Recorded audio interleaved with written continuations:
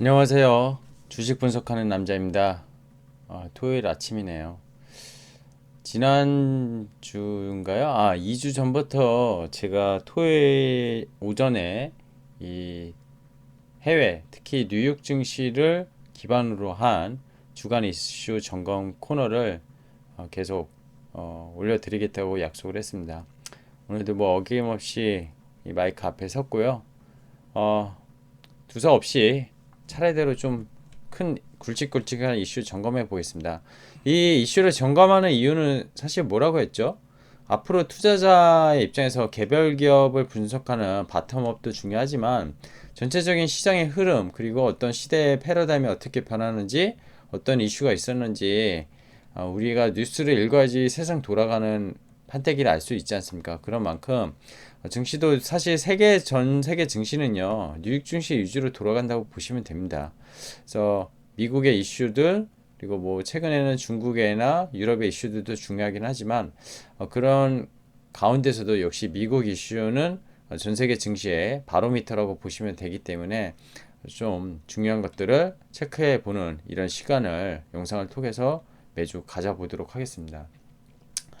일단 뉴욕 증시 혼조세가 지속됐습니다. 밤사이 다우 산업지수는 하락을 했고요. 뭐 S&P랑 나스닥도 일반 하락 마감했는데 제가 엔트게 그룹 시총 400조 뭐 알리바바의 핀테크 기업이죠. 유니콘 기업으로 지금 사실 엄청난 성장을 하고 있는 회사인데 이 두 가지 포인트를 좀 잡고 오늘은 진행해 볼까 합니다. 자, 일단 주간 단위 뉴욕 증시 S&P 500 맵 보면서 성과 좀 보죠. 구글은 상당히 좋았네요. 4%나 올랐고 페이스북은 무려 7%. 그죠? 근데 넷플릭스가 보이네요. 8% 마이너스 주간 단위. 아마존은 그냥 뭐 조금 약보합 정도 일주일 동안 2% 빠졌으니까 마이크로소프트도 그렇고요. 인텔이 무려 11%나 빠졌네요. 그죠? 인텔 실적 발표가 있었어요. 엔비디아 마이너스 1.6%, 애플이 3.34%. 이걸 보면은 사실 기술주들 보면 구글과 페이스북 빼고는 거의 전반적으로 좀 IT가 안 좋았다. 빅테크들이 안 좋았다. 이렇게 보여지죠. 바이오 쪽 어쨌죠? 네, 존슨앤존스, 화이자, 릴라이 릴리, 뭐 그죠? 암젠, 길레드 사이는 전부 다 마이너스였습니다. 그죠? 근데 이제 이쪽 헬스케어 좀 작은 업종들은 또 좋았고요. 이 파이낸셜 쪽 어쨌죠? JP모건, 바클레이즈 은행주들이 상당히 좀 선방했네요. 그러다 보니까 나스닥은 1% 이상 하락했고 S&P 500, 다우. 근데 뭐 거의 비등비등해요. 비등비등한데 빅테크가 지난주에 주간 단위로 뭐 주간 뉴욕 이슈 점검 뭐 보신 분은 아시겠지만 좋았거든요. 그래서 2주 동안의 평균을 보면은 그냥 거의 보합권에서 움직였다 이렇게 평가가 내려져요. 사실 인텔 같은 경우에 근데 좀 이슈가 있었어요. 넷플릭스도 가입자 수가 아시아권, 뭐 한국이나 이런 아시아권이 아니었으면은 실적에 대한 신규 가입자 수에 대한 우려도 있었고요. 자, 크게 보겠습니다. 미국 3대 지수는 2주째 혼조세입니다. 지난주에는 조금 상승했으면은, 그죠? 지난주. 이번 주는 하락이죠. 뭐 주간 단위, 이번 주. 그래서 합이 그냥 비슷비슷하다. 이번 주 경제 지표들이 서비스 구매 관리자 지수 56으로 20개월 내 최고치. 제조업 PMI 53.3 예상치보다 미달했지만 21개월 내 최고치. 코로나 이후에도 계속 달려오고 좋은 모습을 보이고 있습니다. 경제 지표들. 미국 기업들 3분기 실적도 대체적으로 양호했죠. 테슬라 같은 경우 실적도 좋았고요. 근데 인텔이 이제 매출 시장 예상에 못 미치면서 주가가 금요일 저녁에 우리 시각 토요일 새벽이죠. 10% 이상 폭락을 했습니다. 이것 때문에 아까 인텔이 주간 단위 11%예요. 예, 실적 발표. 그리고 신종 코로나 바이러스 코비드 19 감염자 확산 상황도 불안인데 미국에서 신규 확진자가 거의 7만 7천 명을 넘어섰다고 합니다. 사상 최대치예요. 코로나가 확산이 일어났던 그 봄 때 그때보다 더 많이 나오고 있습니다. 정말 코로나 바이러스가 백인들한테 취약한 건지 유럽과 미국은 지금 잡지를 못하고 있어요. 그죠? 인텔 주가 얘기해야죠. 인텔 주가.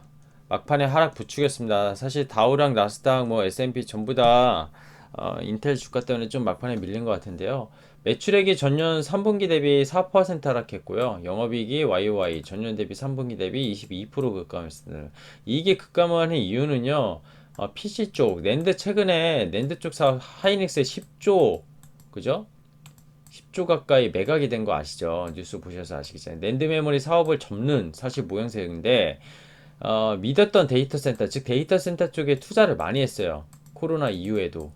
근데 데이터 센터를 성장 동력으로 뽑고 그게 많지만 미국 같은 경우에 지금 데이터 센터에 약간 그 이제 좀 부진했던 그런 것들이 인텔의 실적을 좀 발목을 잡은 것 같아요. 근데 그것보다 큰 건 또 엔비디아, AMD 등이 MS가 치고 올라오다 보니까 현재 집중하고 있는 부분의 경쟁 심화로 실적이 악화됐다고 보는 게 맞는 것 같습니다. 실례로요, 인텔이 예전에 CPU에 메모리 칩을 다 점유율을 차지했다면 AMD 같은 경우에 또 PC 점유율이 20%까지 지금 치고 올라오고 있는 상황이거든요. 그래서 시장에 이쪽 IT 쪽에서는 정말 진입장벽이 사실 높은데도 불구하고 이 경쟁 회사들의 어떤 그런 뭐라고 해야 될까요? 경영에 대한 이슈 그리고 어떤 판단 이런 것들이 조금 미스가 나면은 이렇게 승자 독식에서 좀 지는 현상도 발생하는 것 같습니다. 사례를 보면요. 엔비디아 최근에 ARM 펜리스 업체 인수 진행했죠. 그리고 AMD는 칩 제조업체 자일링. 이건 뭐예요? 뭐에 지금 그쵸? 뭐 파운드리 쪽에 대한 어, 비메모리 이런 쪽으로 집중을 하고 있다는 거예요. 지난 2분기에도 아시죠? 인텔이 7나노 CPU 칩 출시가 지연됐었거든요. 공정 개발이 지연됐었고 그래서 점유율이 계속 밀리는 상황이 반복되면서 인텔이 앞으로의 전망도 좀 밝지 않다 이렇게 좀 해석을 하는 게 맞을 것 같습니다. 부양책 이제 지겹죠. 언제 되냐? 결국 미국 대선 카운트데이 11월 3일 이후에 되는 거 아니냐 얘기가 나오고 있습니다. 처음에는 2조 달러 정도의 안팎이었는데 뭐 백악단에서는 최근에 1조 8천억 달러, 그죠? 뭐 민주당에서는 뭐 1조 6천억 달러, 뭐 계속 시간 끌게 하고 있고 서로 네가 양보해 네 탓이니 내 탓이니 하고만 있습니다. 합의가 지금 이뤄진다고 하더라도요. 펠로시랑 백악관에 트럼프가 합의하고 한다고 하더라도 이게 하원이 통과돼도 상원 쪽에서 이제 공화당이 부양책을 아마 대선 전에 통과 안 시킬 가능성이 큰 것 같습니다. 이슈 폼입니다. 사실 이게 저는 좀 중요해서 가져왔는데 기업가치 400조 엔트그룹 400주냐 뭐 300주냐 200주냐 뭐 말 많은데요. 홍콩 상해 증시가 동시 상장 확정이 됐습니다. 결과 통과가 됐고요. 이제 IPO만 남았죠. IPO 통해서 약 40조 원의 자금 조달 예정이고요. 실례로 작년 12월에 아람코 아시죠? 국영 석유 기업. 이거 사우디아라비아는 이걸로 먹고 살잖아요. 석유. 이게 상장 시 294억 달러 정도 증자를 IPO를 통해서 자금 조달을 했었거든요. 근데 이번엔 그 규모가 더 큽니다. 그래서 세계 최대 규모고요. 엔트그룹의 기업 가치는 중국 쪽에서 일단 평가하는 건 400조 원으로 추정하고 있어요.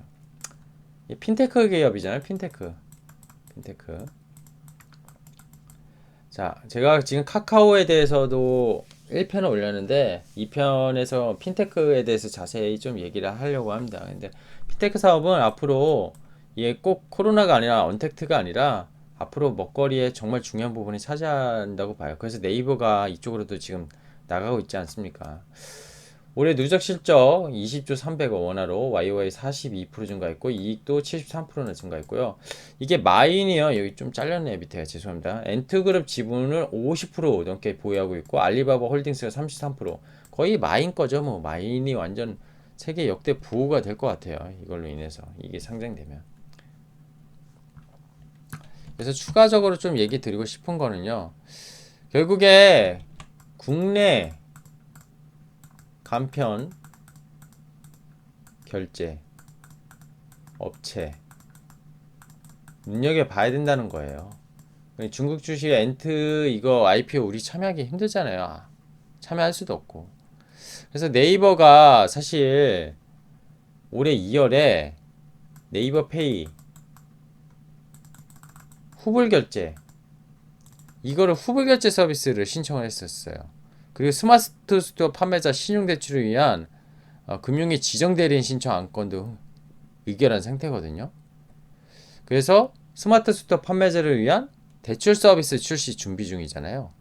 네이버페이의 후보 결제 서비스 본격화가 될 경우 비즈니스 모델 측면에서 엔트파이낸셜과 비슷한 게 네이버가 된다는 겁니다. 네이버. 카카오페이는 어떻죠? 카카오. 지금 제가 카카오 분석 영상을 1편을 올리긴 했는데 아직 핀테크는 말씀 안 드는데 카카오 잠깐 말씀드리면 이 엔트 그룹으로부터 투자 유치를 받았었어요. 2차, 1차 이어서 2차까지. 그래서 이 카카오도 공격적인 사업이 될 겁니다. 투자 유치를 엄청나게 받았어요. 그래서 카카오페이 증권이 지금 바르투자증권 인수해서 지금 4개월 만에 누적 계좌개설 140만 건 돌파했고요. 지금 뭐 4개월이 아니라 4개월은 7월 달 기준이고 지금 10월 달에 제가 뭐 분석하기는 500만 건 돌파한 걸로 알고 있거든요. 그래서 자산 관리 서비스 본격화를 할 수 있고, 그죠? 페이코 같은 업체 뭐 비상장인데 삼성페이와 제휴 이후에 오프라인 결제에 견조한 성장 보이고 있잖아요.